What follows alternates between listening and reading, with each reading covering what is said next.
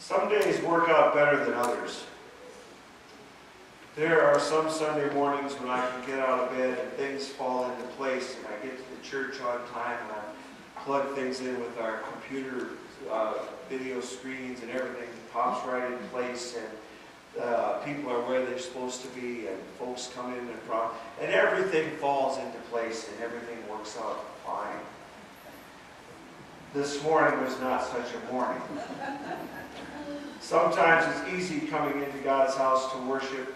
Sometimes it's not all that easy. The screens crashed, the computers didn't work right, they didn't read file, everything was going wrong, and the clock is your worst enemy as it goes closer and closer to the beginning of service. And in the meantime, Bill is trying to get the choir together to rehearse, and Brittany and I are trying to get the computers working right to enhance our worship service.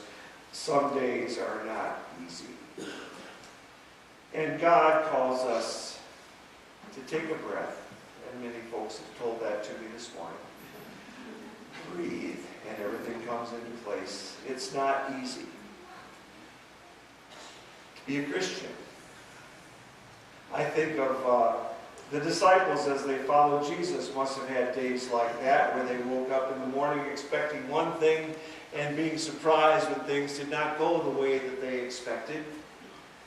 I think that happened to Peter a lot as they followed Jesus and as Jesus shared with them what was going to take place, as he shared with them perceptions about who he was, what people were saying about them, and they threw that out for the disciples. They said, well, who do you say that I am? And Peter said, oh, that's easy. You're Jesus the Messiah. Feeling pretty good about himself, thought he'd gotten his A for the day. This was going to be an easy day for Peter, and a little bit later on that day, Jesus was talking again with the disciples and laying out for them again what the plan was. How God was going to use him, how he was going to be challenged, how he was going to be persecuted, how he was going to be put to death, and on the third day rise again. And Peter's response, Lord forbid, this should never happen to you. It just turned into a bad day for Peter. And Jesus, we're told, rebuked him, even calling him Satan, calling him to get behind Jesus because he wasn't speaking of God, he was speaking of the devil. It's not easy being a Christian today. It can be a struggle getting up in the morning and trying to live up to that call that Jesus issued, that we follow him.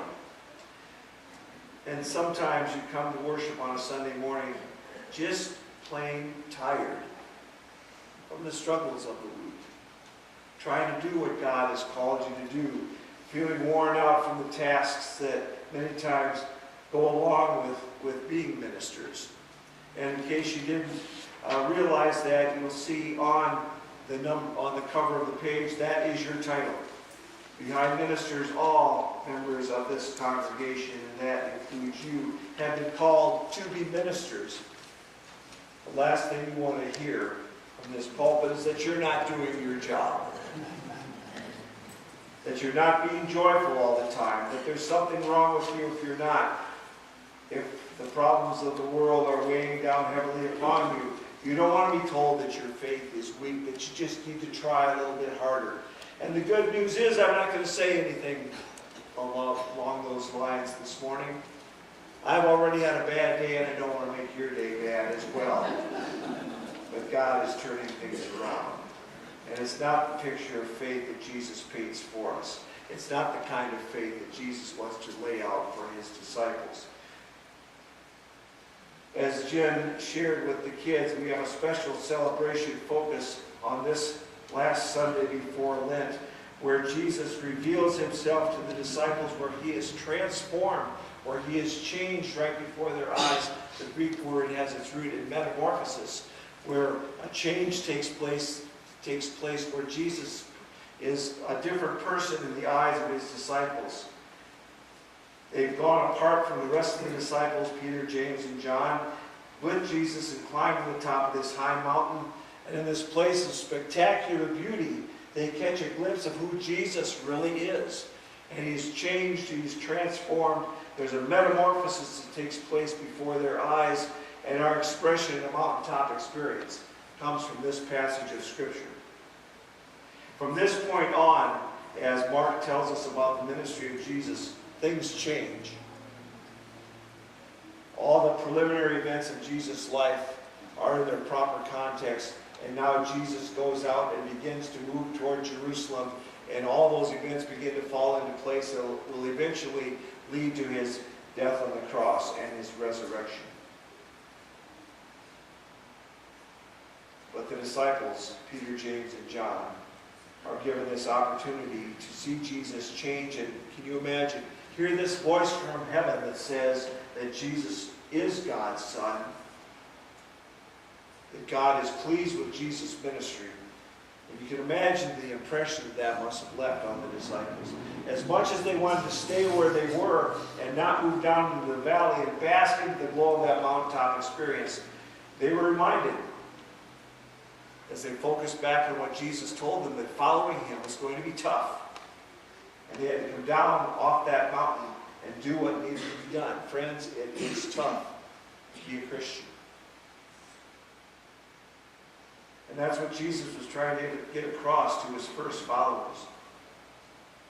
Can you imagine what it must have been like in those early days to follow Jesus as he ministered, as he walked through from village to village, to see what he was able to do, to be in awe of his healing, to be amazed at his preaching,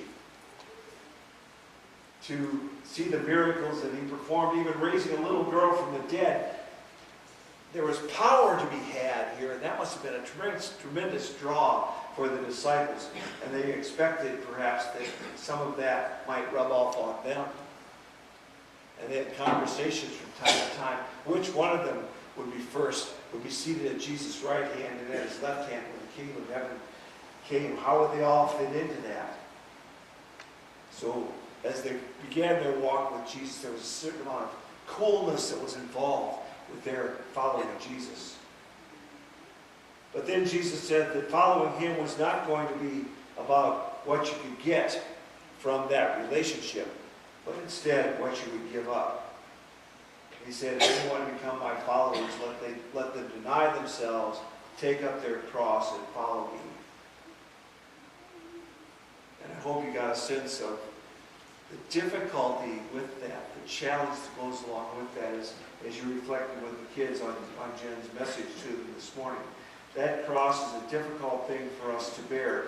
Following Jesus means answering a call to go where the crowd is not going to follow and do what the crowd is not necessarily going to understand. Being a follower of Jesus is hard, because we aren't very good at denying ourselves. We aren't very good at giving things up. We'd rather see following Jesus as a way for us to get everything that we want, rather than to put things away that we don't need.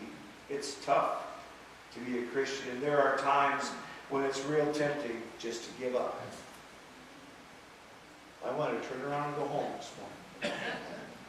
Sometimes it's tempting to give up when the church pews aren't full, to give up when it seems like the church is failing, to give up when sickness hangs around, to give up when the news always seems to be bad, to give up when darkness seems to be snuffing out the light. That was the world that Jesus' first followers were facing. And Jesus said, it's not easy. And that's our world too. But we come together and we share a vision of Jesus in blinding white, destroying the darkness with the strength of his love. An image of Jesus who destroyed death through the power of his resurrection. An image of Jesus who crushed any power to come between us and God. We could give up. And sometimes we do give up, but God does not give up on us. The disciples looked back on this vision of Jesus in all his glory, and that would be the strength that they needed to face the challenges that were going to come their way. Peter and James and John had this vision of Jesus on the mountaintop, and they came down that mountaintop into a real world with real problems. problems that come whenever a group of sinful human beings gets together to live out their lives of faith, just like you and me. But they remember Jesus' words that it's all about serving. And years later, Paul, who wrote to the first followers of the risen Christ, he used an even stronger word. He said that he and his co-workers came to the church in Corinth to proclaim Jesus Christ as Lord and ourselves as your slaves for Christ's sake. Your slaves. Can you imagine? Being a Christian is tough. But friends, God's love is stronger. Remember Jesus' words.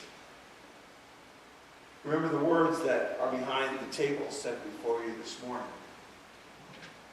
Remember Jesus saying, "This do, remember it in remembrance of me." Remember the love that's represented in that bread and that cup that we're going to share in a moment. Remember the vision of that love that Jesus shared, using that bread and that wine. Remember, in those days that are not easy, in those days when you just as soon pull the covers back over your head and not even face the day, remember the challenge that Jesus gives to follow, to serve.